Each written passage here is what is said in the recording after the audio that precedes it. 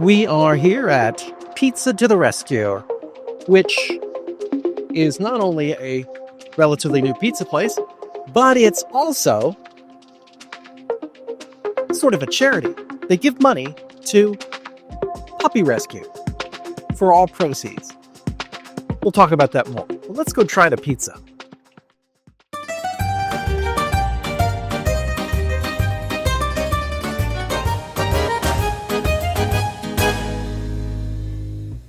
Sometimes, when I visit a pizza restaurant, I have expectations based on prior visits.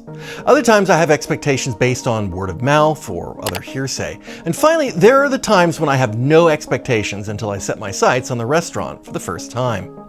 Even in those cases, even before the pizza arrives, I've begun drawing conclusions based on the location, the decor, the style of service, and the marketing materials that the restaurant chooses to present.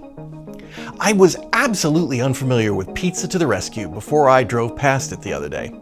It's been there since early 2024, and I drive past there once or twice a month. I don't recall seeing it before last month. It immediately went on my short list.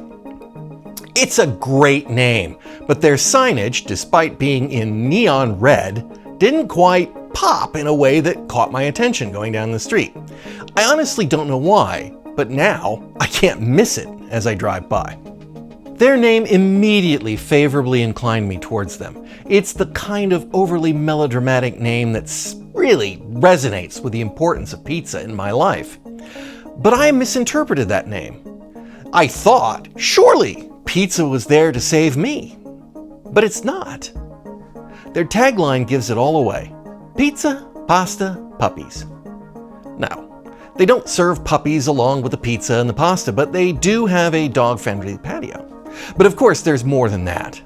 According to their website, Pizza to the Rescue donates, quote, 25% of all proceeds from pizza sales, end quote, to the Almost There Rescue charity, which conveniently shares the same parking lot.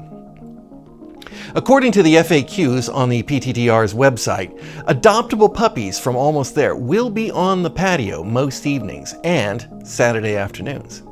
Check their website for the schedule so you can decide if those are the times you want to go or avoid. Atypically, I've made 2 visits to PTTR for this journal review. My son and I ate there on February 28th, 2028 at around 1:30 p.m.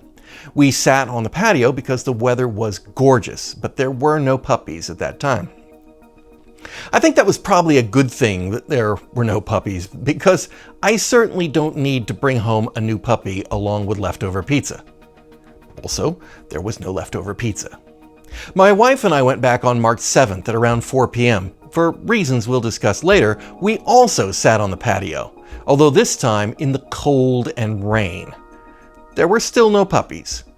Because we ate outdoors, I only got very little footage of the indoors. It's modernly decorated and has more than 10 tables, plus a bar. I did get this picture of their Italian-built wood-fired Stefano Ferrara pizza oven. Reputedly, it's the largest in Arizona. I will add one cautionary note on the decor. The wallpaper in the men's room is the stuff of nightmares. I kind of feel like tiles or even a cute puppy motif might have been in order, not nightmare faces staring at you while you do your business. So let's talk about the pizza. But first, let's just get a look at this pizza. 7 episodes into this journal and we've finally hit my favorite style of pizza. But what do we call it?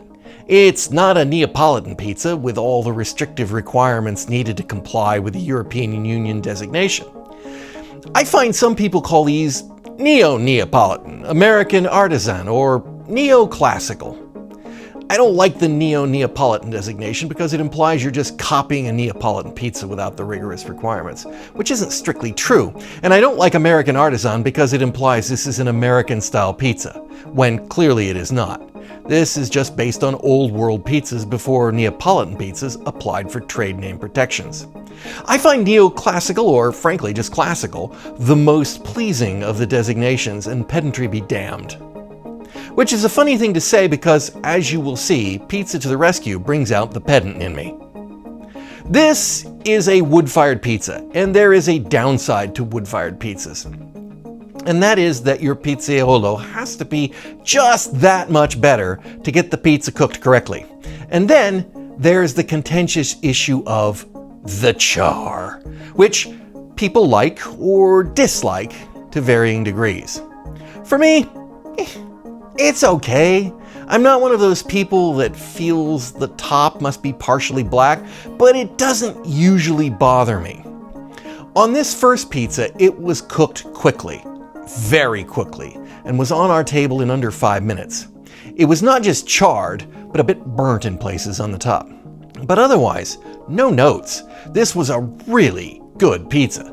PTTR brags that they make everything fresh and have no freezer in the restaurant, and the quality is apparent in the flavor. They certainly make their own dough, sauce, and mozzarella, although I found no evidence one way or the other that they actually make the cup and char pepperoni, but I'll assume not, unless I learn otherwise. But the ingredients were all excellent. Normally this is where we get into the details of the size and the cost, but I want to talk about the second pizza and why I had a second pizza. My Sons and My Pizza at 1:30 p.m. was a full price pizza at $21. Had we arrived 30 minutes later, it would have been happy hour, where the pepperoni pizza is $10. I didn't really find out about that until after we'd left, and because they don't list sizes of their pizzas, it was unclear if this was the same full-size pizza or a cut-down happy hour pizza. Certainly, it's a dramatic difference in price. A week later, on a cold and rainy day, I was taking my wife out for an early dinner. We decided to check out the happy hour deals at PTTR. I got this footage of the interior of the dining room before we found out that we couldn't have the happy hour special pricing if we didn't sit in the bar or on the patio. The bar was busy, and I hate sitting in the bar area, so we sat outdoors in the cold and the wet. The bar was quite busy, and they were making quite a few pizzas, so our pizza took longer than on the first visit, and this one was a bit undercooked. As I said, wood-fired ovens require a bit more finesse. Nonetheless, the pizza was still excellent, and because my wife and I had 2 pizzas, there were leftovers, and just that little reheating the next day finished cooking without drying out the crust. Take the win where you can get it. All right, let's talk about the size. PTTR pizzas come in one size, and it is not listed on the menu. When deciding how much pizza to order with my son, I asked the server what the size of the pizza was. He replied, 14 to 15 inches. So we ordered 1 pizza. It wasn't enough. Later, buried on their FAQs page, I found, "What are the pizza sizes?" as one of the frequently asked questions. Imagine that. People want to know how much pizza they're ordering. Amazing. The FAQ answer is, quote, around 12 to 14 inches since they are handmade, end quote. There's quite a difference between 12 to 14 inches and 14 to 15 inches.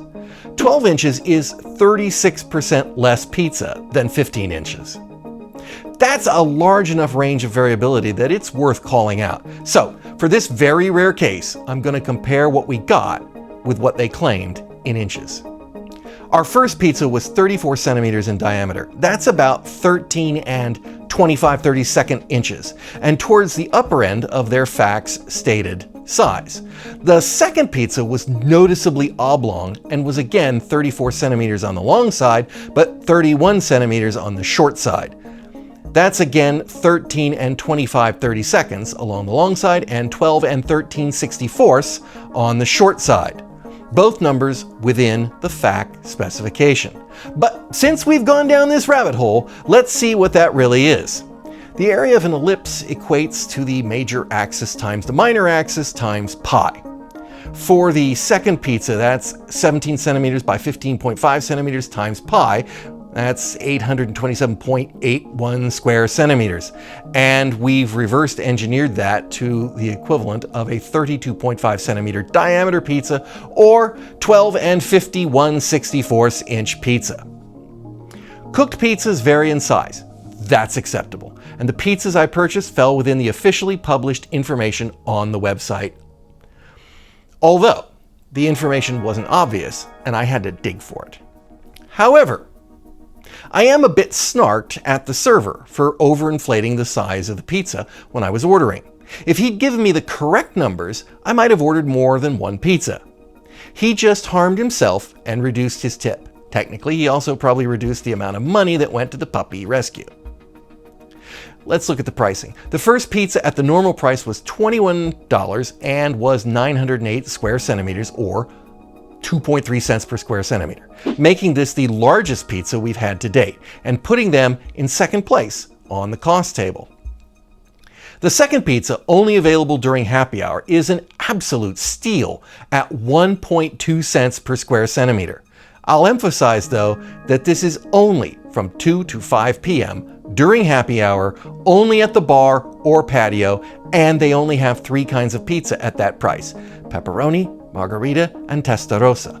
Although they also have a few sandwiches and pastas for $10 too. For those reasons, this price does not go on the price chart. Parking at PTTR was a bit tight. They share a lot with Almost There Rescue, and it was full, and looked like most of the cars were either staff or were there for Almost There.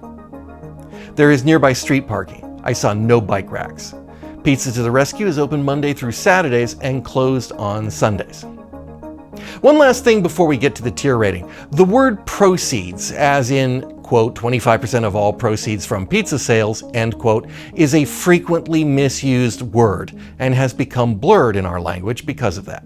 Technically, proceeds are revenue, not profit.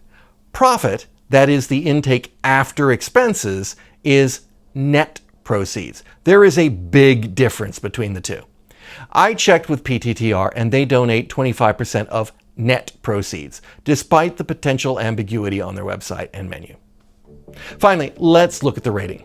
On the plus side, it's my favorite style of pizza. It's great tasting. They have excellent ingredients. The price per unit is surprisingly good. Charities and puppies.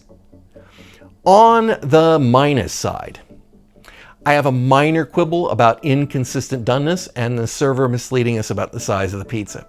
In the end, the minuses haven't canceled out the pluses, and I'm giving this